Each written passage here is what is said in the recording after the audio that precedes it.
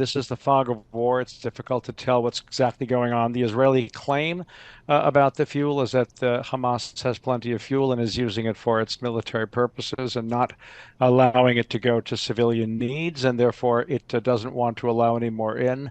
I can't tell you whether that's true or not true. I can just say that's their view. Mm. At the same time, the Israelis have gone in on the ground, as you know, over the last since Friday night, and tonight they announced that they had rescued overnight a female soldier of theirs in the outskirts of Gaza City. So they say they're making progress in fighting Hamas fighters on the ground and in killing them, and they also say that civilians are encouraged to go to the south near Khan Yunis, and that if they do, they will be fine, and that more humanitarian aid will get in the coming days. The UN and many NGOs and charities in Gaza speak of a very dire near collapse of humanitarian issues. There are at least 8,000 dead people, many of them certainly civilians. So it's a very complicated and very dire situation. What is the tone on the streets in Tel Aviv, Ethan, in terms of the calls by the international community for a ceasefire and the focus that there has been on so many civilian casualties in Gaza? What are people in Tel Aviv saying about this? I would say that the overwhelming majority of Israelis do not believe that there should be a ceasefire, do not take too seriously the international calls. They believe that what happened to them on the 7th of October is a sign that Hamas is a deeply evil organization that wants to kill its people and to abuse them, and it can't live with them on its border, and it has to go take care of it the way, the analogy they give is where the United States and others took care of ISIS and Al-Qaeda, and indeed the way the Allies took care of the Nazis. So that's how they view it. I'm not saying there's nobody in this country who agrees with those international calls, but they are not a very large group. Well, Ethan, do most Israelis back Prime Minister Benjamin Netanyahu at this point? It was a divided nation prior to that. Where are they now? There is a great deal of disillusionment with Netanyahu, but not with the policy of the war. They're angry at him for having allowed the security breach to occur that led to all these killings on the 7th of October.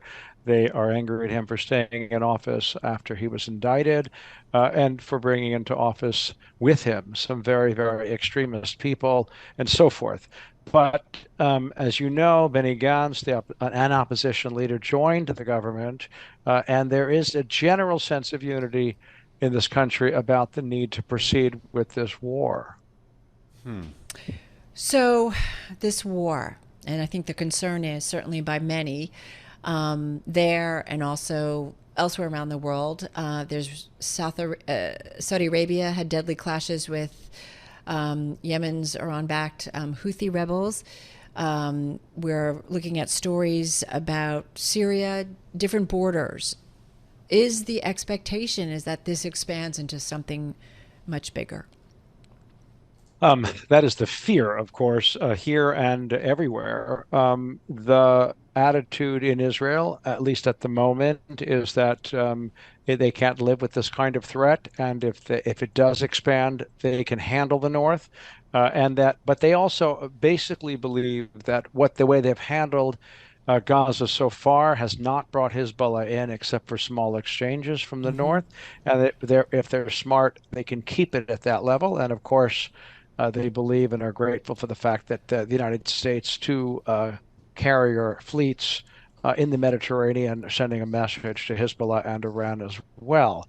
So there's a feeling that if they just sit still and don't take on Hamas in this way, that that other Iranian-backed groups will challenge them, and they believe this is the way to push them back. Understood. I think of how the United States felt after 9/11 in terms of any kind of terrorism.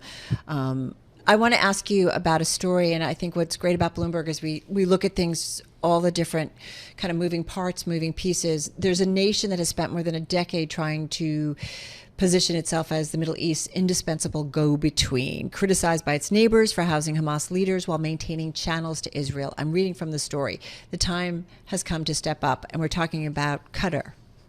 Qatar, yes. Mm-hmm. So what do we need to know? And I'm thinking about our audience who's trying to understand all of this and the different, nations, if you will, or entities that might play a role in the outcome here. What do we need to know about this story? Qatar is an extremely interesting, small, wealthy oil emirate that has, found a way of being both an ally of the West and also of Islamist organizations and countries, and has been very close to Hamas over the years. It hosts a number of its political leaders, and it has given about $1 billion in the last 10 years to Gaza, so that for improved infrastructure and so on, with Israel's approval. What Israel feels as a result of what happened on October 7th is that it allowed itself to be fooled by both Hamas and Qatar, that Qatar was in effect allowing Hamas to arm itself because it didn't have to spend its own money on infrastructure and salaries, and instead spent its money on building up this very, very militant army that broke through the barrier on the 7th of October. So I think that Qatar is being asked to explain itself. I think that they are trying to find a way to help release some of these 230 or all of these 230 hostages. They are the only ones who can act as a go-between with Hamas, but it has to be said that they have not succeeded. Gosh. Yet.